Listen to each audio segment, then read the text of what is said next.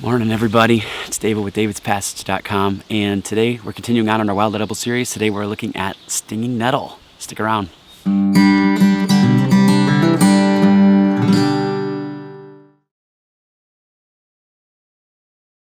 Stinging nettle is one of my favorite wild edibles to harvest for many reasons. First off, from what I understand, stinging nettle contains some of the largest concentrations of protein you can find in a green plant. Secondly, it's super easy to identify. Third, most people just want to get rid of it because it's a weed. Fourth, it is really delicious when you cook it right. A lot of times where you find stinging nettle are on sort of margins between open fields and woodland areas. And stinging nettle is a perennial plant, grows every year, meaning it just keeps coming back. Stinging nettle is also notorious for the chemical on it that causes a stinging sensation on your skin. So when you harvest it, I highly suggest you use gloves. So let's talk a little bit about how to identify it. Since it's a perennial, one thing that's a good idea is to identify it when it's fully erect. That way you can spot it earlier and earlier. And in fact, most people like to harvest them before they get to be knee-high. There are some standing around me that are definitely harvestable, but it's really pushing the limits. I mean, they're almost done in terms of being able to harvest them. Now, it's not that they get toxic after a certain time, or if you don't harvest them in time. But what ends up happening is they get very stringy and very hard to consume. In fact, one of the things that stinging nettle has historically been very well known for is the cordage that was made out of it after they were fully erect. And Native Americans would process the cordage, from what I understand, into bowstrings and cordage of different kinds. Okay, so let's talk a little bit about how to identify it. You're looking for a plant that's shooting straight up. It's on a stalk. The stalks are grooved. They're also lined with very tiny hairs, as you can see. And those hairs, those are the stingers.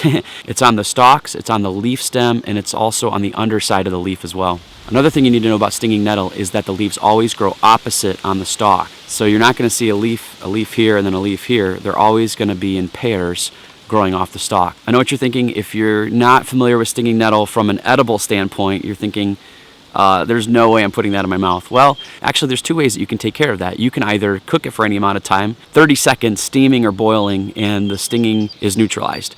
Also, drying neutralizes the stinging. One thing I've heard about from stinging nettle is that it's also medicinal for people who have allergies.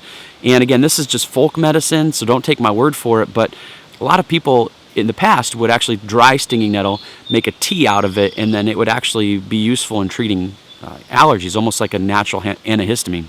The taste? Well, if you cook it, the taste very much resembles spinach, and it's one of the reasons why I love it. A lot of times when I cook it, I'll cook it and put it in eggs. Anything I would use spinach for, other than fresh salads, you wouldn't want to eat these fresh, but anything I would use cooked spinach for, I would use stinging nettle as a substitute for it. I've steamed them and added them to scrambled eggs. Another thing I like to do is I like to dry them to make nettle tea later on, or as sort of a garnish, similar to like what you would use dry parsley for. But then again, it also goes great with eggs. So after I've dried it and kind of crunched it up, I'll keep it in a jar in a dark cupboard. And whenever I make scrambled eggs, just sort of add it to that. And it adds a spinach-like flavor. So if you like spinach, you will love stinging nettle. Another thing people really like to do, it goes great as an additive to vegetable soup, or any other kind of soup for that matter. Put some dried leaves in potato soup, it's amazing, or in vegetable soup, similar to like what you would do with basil sometimes, but although you don't usually eat basil leaves, you can eat the crunched up nettle leaves after they've been dried, obviously. One of the cool things about stinging nettle, if you have all the characteristics on, there's no poisonous lookalikes. Let's take a little bit closer look at the plant, and then let's cook some up and eat it. So here are a couple examples of stinging nettle, and these are about 3.5 feet high. Now these would be way beyond what I would suggest harvesting in terms of the best edibility of the plant. We're looking for a stalk that's covered in these tiny spines, as well as the leaves covered in the tiny spines. We're also looking for leaves that are opposite on the stalk.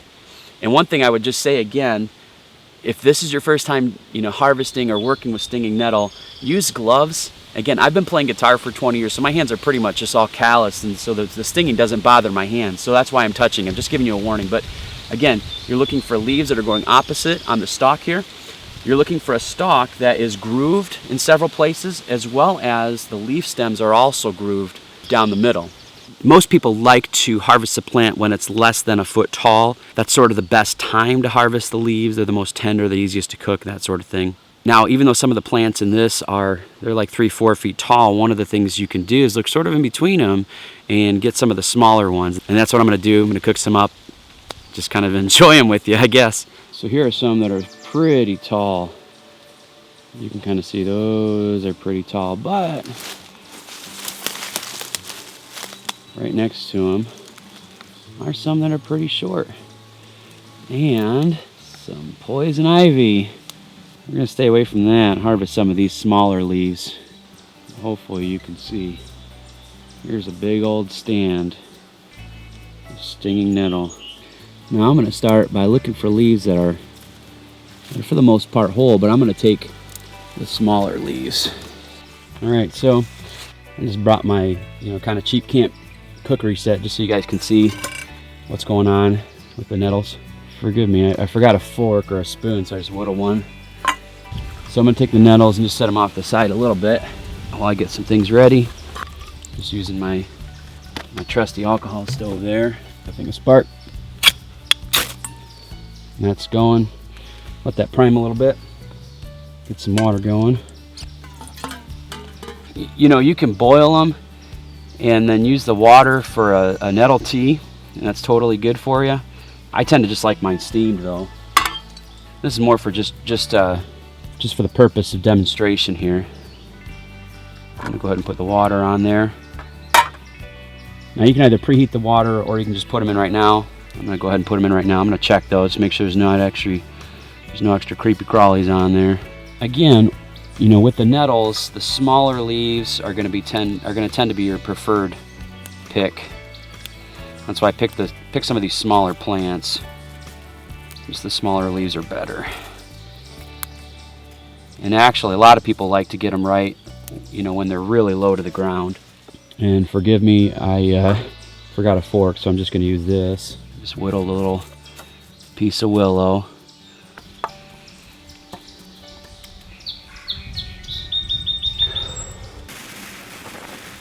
You can see that water sizzling.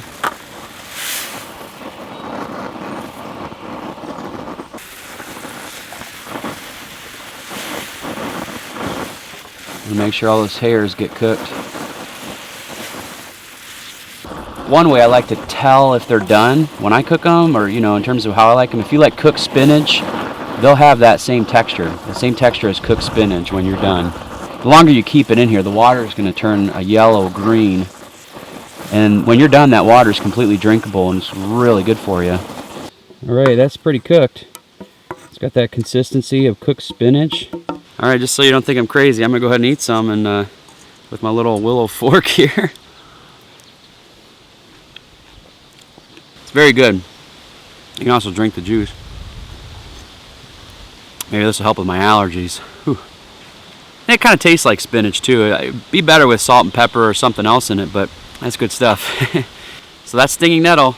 Be on the lookout for it this year in the summertime, and then maybe get it in the springtime next year. Thank you guys so much for tagging along in this video on stinging nettle. I appreciate all of your comments and support, your thumbs up, your subscriptions, your sharing the videos. I really want to tell people about all these awesome plants that we have to enjoy, and just get the word out about it. So if you don't mind sharing the video, that'd really be awesome. And I'd love to connect with you on Facebook, Twitter, Pinterest, Instagram, Tumblr, whatever else you guys use. So thank you guys so much for watching, and we'll see you in the next video, or we'll see you outdoors. Take care.